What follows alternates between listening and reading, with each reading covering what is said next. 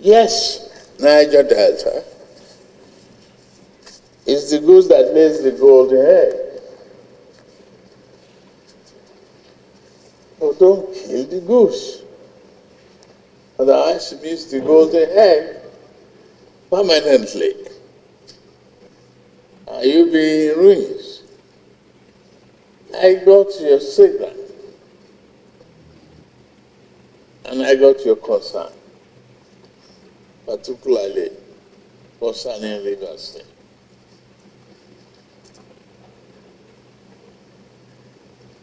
I've been on it for quite some time. I've moved on it before now. I foresee this crisis festering for too long before I enter into it. We reach an agreement, written agreement. Both our parties signed.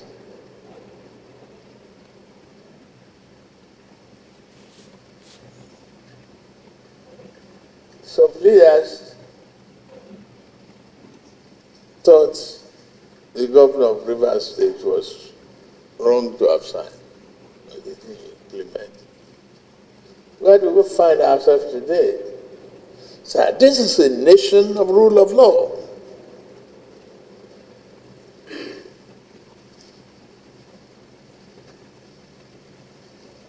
I should not be here as the President of the Federal Republic of Nigeria if there's no rule of law.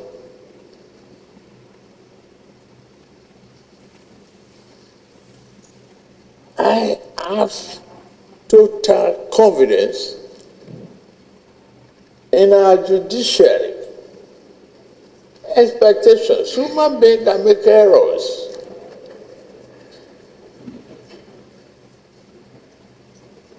But when we say Supreme Court is spoken, they are said. Please go back home and help him implement those recommendations within the shortest possible time.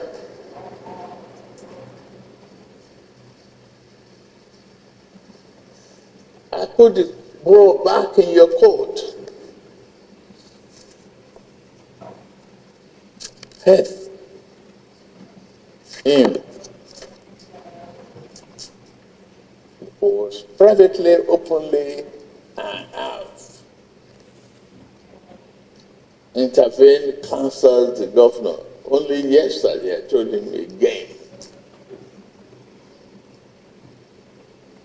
Pursue the path of peace.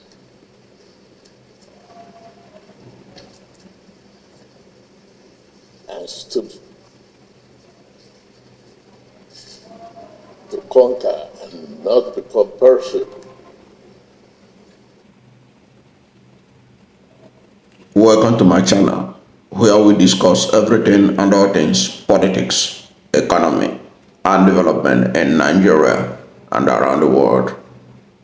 That was President Bola Ahmed Tinubu in his meeting at the Aso Villa with the leaders of Pan Niger Delta Forum, or PANDEF, and Niger Delta youths and others to deal with the issue of River State. And in that interaction, the president, from what he said, you can understand that Ijaw won the battle,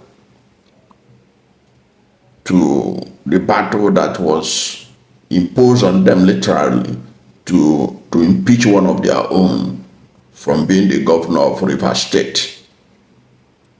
After over 24 years, or close about 24 years of the upland governing the state, this is the first time a riverine person was imagined a governor, and they want to cut it short.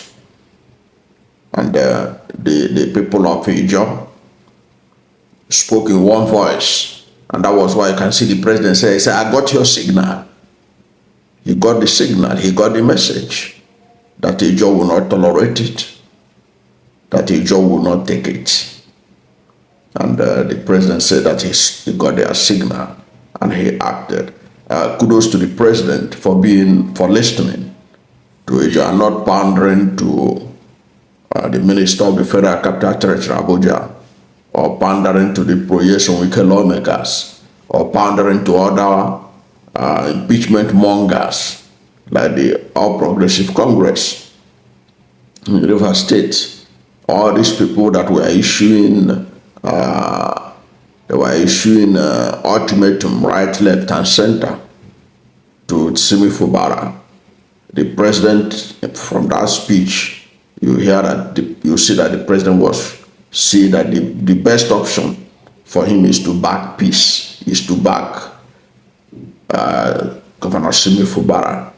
And Governor Simi Fubara, you can tell, is already on that trajectory of peace since that Supreme Court ruling was delivered.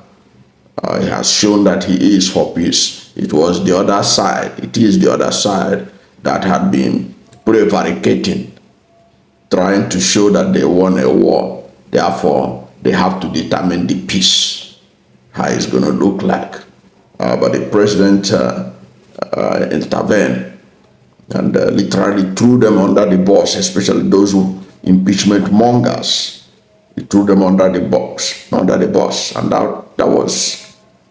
You have to give kudos to the president for being statesmanly in that particular action.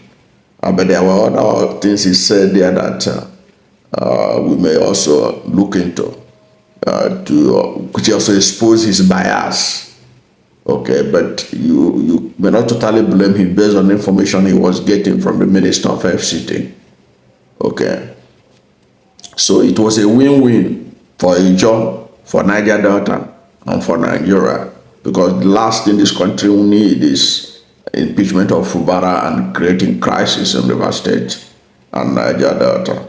And by saying that he got the signal, the president was saying that I'm a listening president. I got the message, and that message was loud and clear from Ijaw people.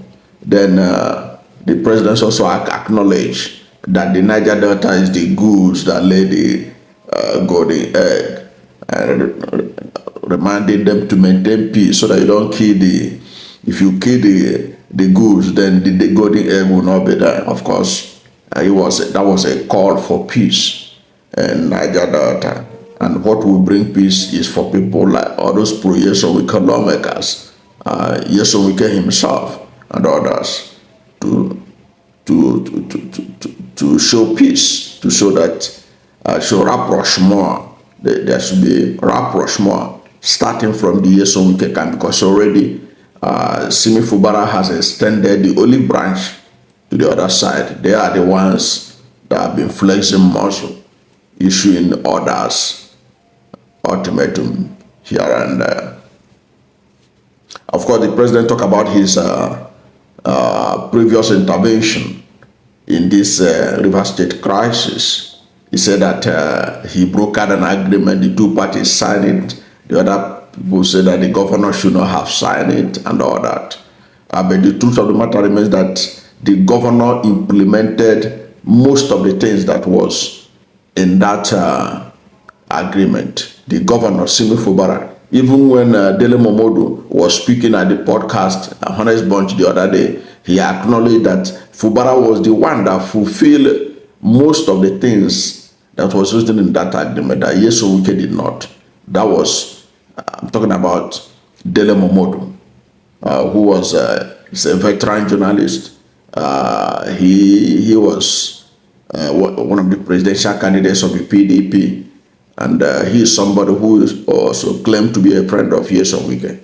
And he did say it, and many people who followed it, will agree that Dele Momodu was right. So if the president had anybody to blame for for not adhering to that agreement, it was not Simi Fubara, as he was alluding in that his speech. Because if you remember, it was Simi Fubara that went and withdrew the challenge, withdrew the matter from the court while these people secretly continue the process behind his back. At the end of the day, they use it against him in the court that he withdrew the matter while they pursued and they went on to pursue the matters in the court. They didn't withdraw the case that they filed, but in good faith, Simi Fubara did withdraw his own. So the president ought to have given Fubara the credit instead of making it appear as Simi Fubara wasn't the one that was in the wrong for not adhering to the peace pact. But you can't blame the president totally, because the minister of FCT goes to the villa every week for Federal Executive Council meeting, so he has more access to the president than the governor, who only comes to Abuja once in a while. So he can be able to feed the mind of the president with whatever he likes about the process, how far the agreement or the peace they were looking for in River State was going. Okay, he has access. He's friendly with the chief of staff, Femi Bajabiamila. So he has a lot of access to be able to make the president believe that it was Simi Fubara that was the problem, and the president trusting his minister and somebody who supposedly helped him to win River State in 2023. He was bound to believe that the minister was telling him the gospel truth. So that was it on that. And then the president now took the matter back to the people of Niger Delta, the PANDEF leaders and other leaders of the Niger Delta and River State in particular, telling them that I'm putting the ball back in your court. So it's now left for the PANDEF to see how to bring Nyesom Wike camp and the governor together. Okay. It's not supposed to be a difficult thing. At least the president has intervened.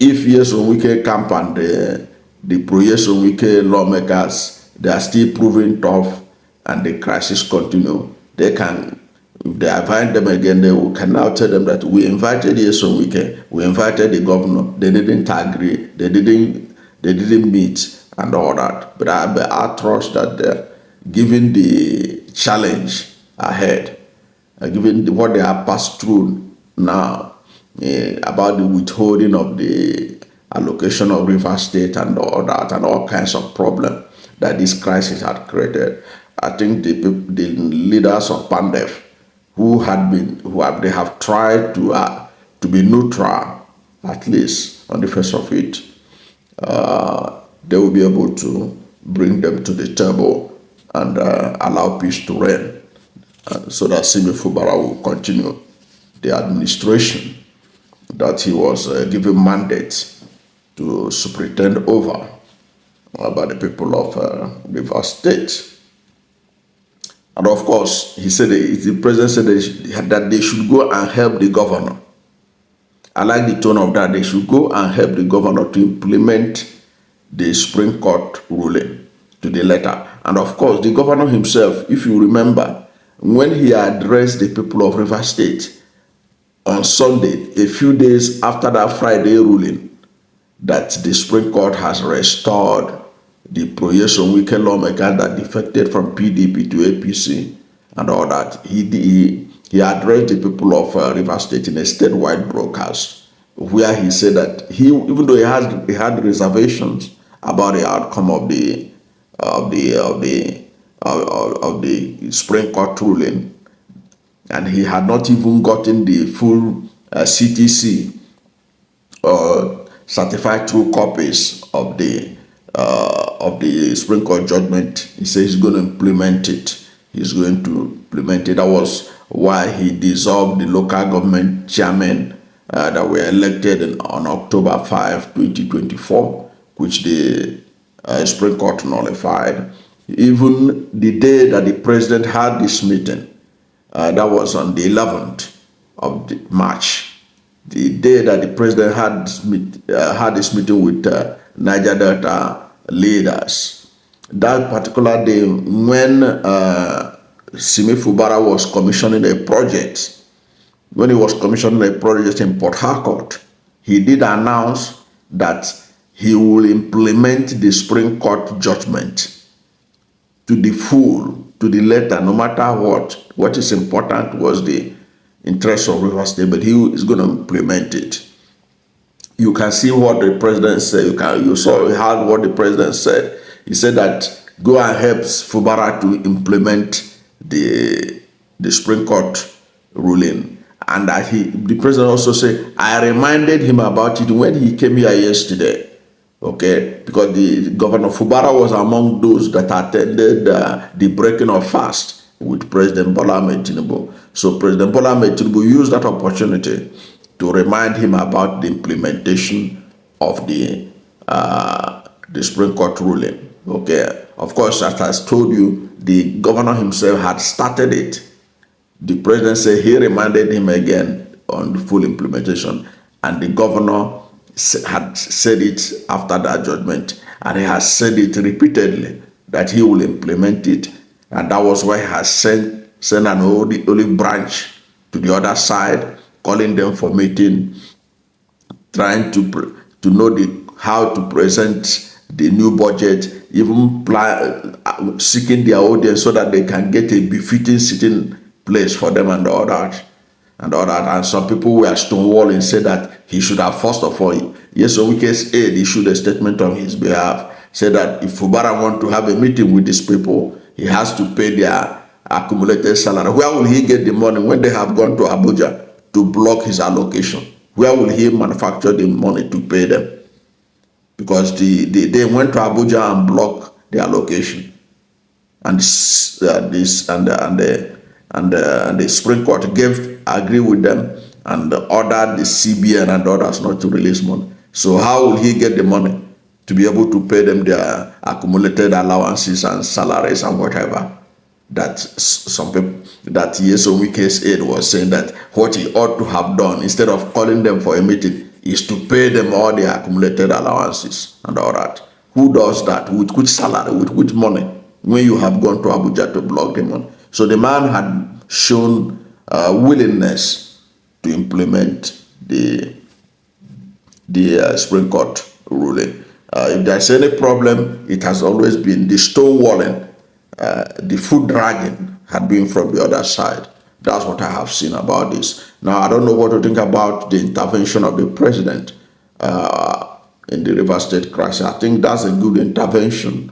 He has not agreed with the impeachment mongers. He had been able to look at the issue of Rivers State and Niger Delta dispassionately, knowing there is danger if the outcry of the Ijaw nation is not listened to.